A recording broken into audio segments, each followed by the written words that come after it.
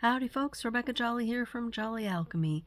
I'm welcoming you to another neutrino forecast. Today we are doing the 25th of August 2025. It's a Monday.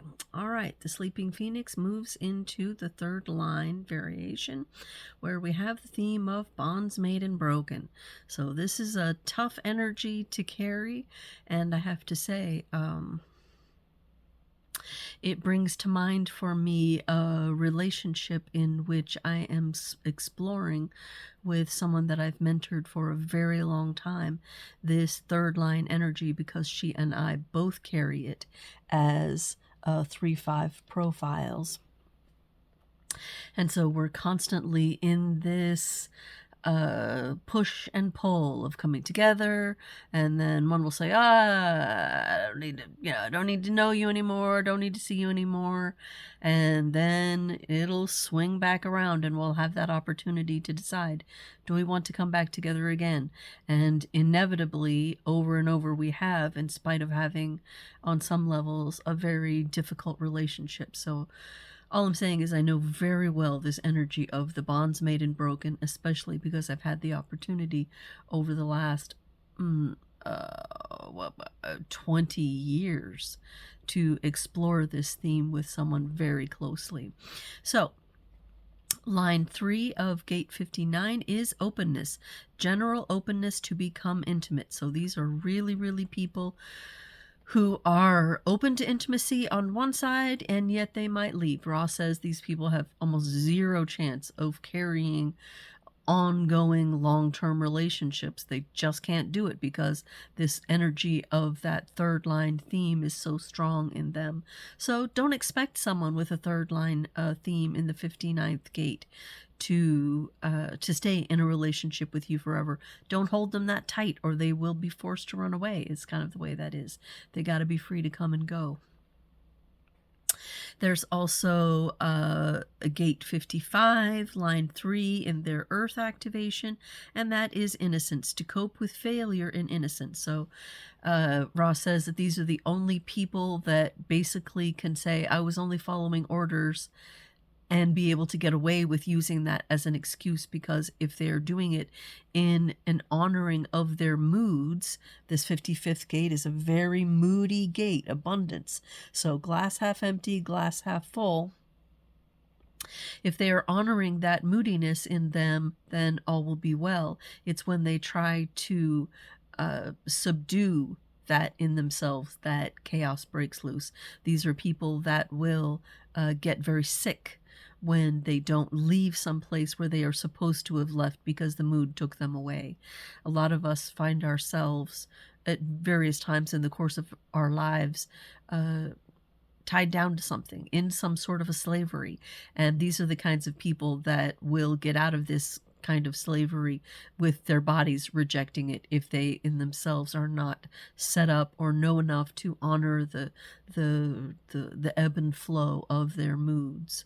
So it's a very interesting energy to watch and explore. You definitely have an energy of the one night stand going on here in this third line theme as well.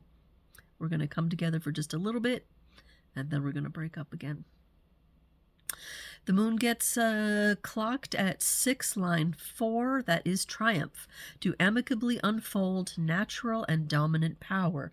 Now that 6 is on the other side of the 59 we're exploring, so this is going to, over the course of the day, make an emotional and a sacral connection for the entire world. So if you don't have a sacral center in your chart, you can expect to feel some sacral energy in your body today because of this 59-6 connection that will be passing through the transit. This one happens to have an up arrow on it, so it's an exaltation, and that is the natural emotional power to dominated relationships, as kindness and wisdom result from emotional clarity. And of course, emotional clarity happens because of waiting, riding that emotional wave and not making decisions whenever we feel a heavy emotional burden on ourselves whether we're emotionally defined or not, but very specifically for people who carry that emotional definition, it's so important that they not make decisions when they are at one end or the other of their wave, but rather to just notice how they feel, ride those feelings, and wait until a time when they're sort of in between the ups and downs, and that's when they can make a decision rationally looking at both ends. After the 6th, the moon will move into 46. You see this one here for me in blue. This is the gate of the love of the body and serendipity. And then it will move to 18 over here, coming out of the splenic center. So this is a gate of fear, and it is the focus on the broken. So we will all have the ability to spend some time looking at the world around us and focusing on what is broken. I think it's a beautiful thing to be able to see in these transits the energy that's passing through the entire world, especially considering our nodal configuration right now, which you may recall is in 22. That's that school of etiquette. So it's this no, it's on this side, sorry.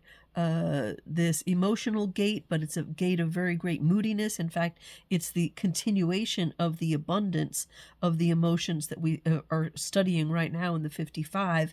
It's that moodiness and the ability to want to talk about your moodiness. Now here, you're just feeling your moodiness inside of yourself, and you're feeling the pressure to explore difficult things because of that moodiness. Here, you're wanting to talk about your moodiness, which is one of the energies we're globally all feeling, this moodiness. Of course, this particular part of it is that school of etiquette, which is the tendency to try to hide the moodiness with just being polite, a very Midwestern or Pacific Northwestern kind of an energy, I have to say.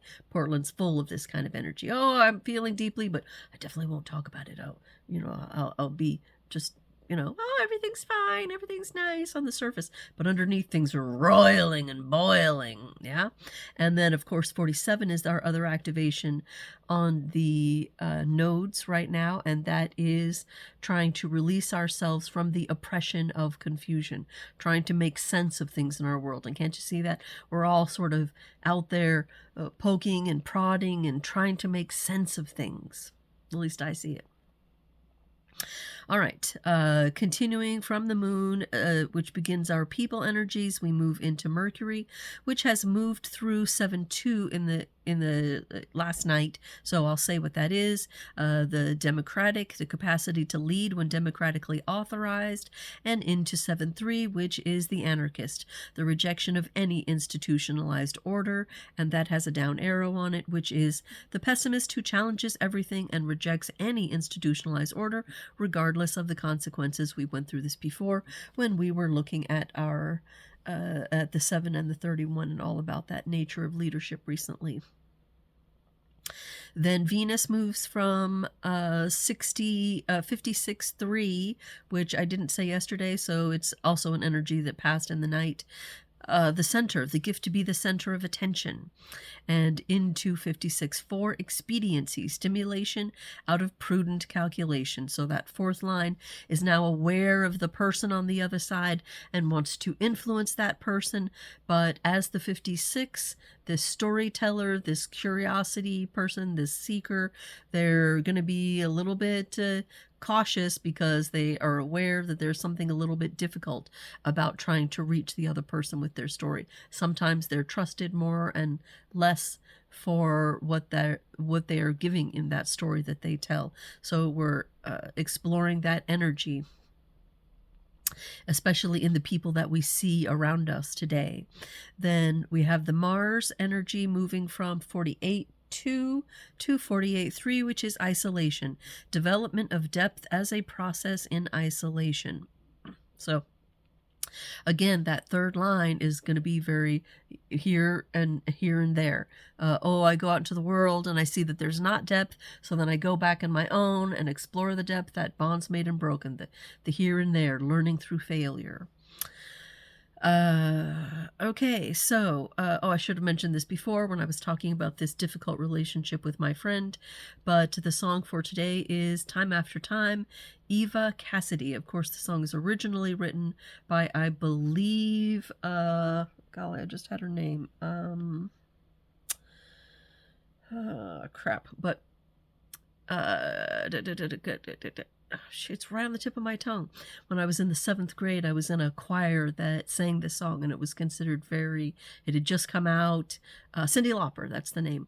And everybody was on about this song. It was a very popular thing on the radio, and it was considered just the edge for our choir teacher to bring this in and actually sing it in the choir. So it's definitely had an influential aspect for me over the years, but I always kind of thought of it as referring to a romantic relationship, and it's only since I examined it after watching these or being interested in these transits that I realize it very much encompasses the energy of a third line relationship. This, you're going to be going, you may be far ahead of me, you may be far behind me, we're going to be, doing this push me, pull you kind of an energy in our relationship, but at the bottom, I'm always there for you. So, as much as I would like to give up on this kind of relationship sometimes, it's on some level not in me, because I am on some level, whether it's by conditioning, I don't really think it's in my design. I think it is conditioned. I think it's because my mother essentially gave up on me, that I swore that I would not do it for my own children no matter what. And as difficult as that has been, I have not given up on my children. And this young woman is also ranking in my heart and mind as basically one of my children. It's a mentoring relationship that's gone on for so long that she basically stands in for my children in some regards, certainly in engaging with me at times and talking about the energies that we feel, because we have so much in common, with the both of us being fourth quarter cross of explanation and the same exact line definition as well, that 3-5. So anyway, there's a lot going on with relationship energies and uncomfortable things and up and down and talking about it and wanting to share it and trusting each other, not trusting each other. Is there depth here? Is there not depth here? So see how it feels for you today. See if you can see that in the world. And if you want to, well, let me know about it. You don't have to give me details, but you can just say, I felt that today. Or, I have no idea what you're talking about. Okay, that's fine too. But the more I sit with these and the more I look into them, the more I see how very deeply driven we are all by these energies on some level, whether we're aware of it or not. So, be kind to yourselves, be forgiving to yourselves and to others, and keep a grip on it. I know it's hard. I know I have a hard time with it sometime, but until tomorrow, we'll do another forecast then. Ciao.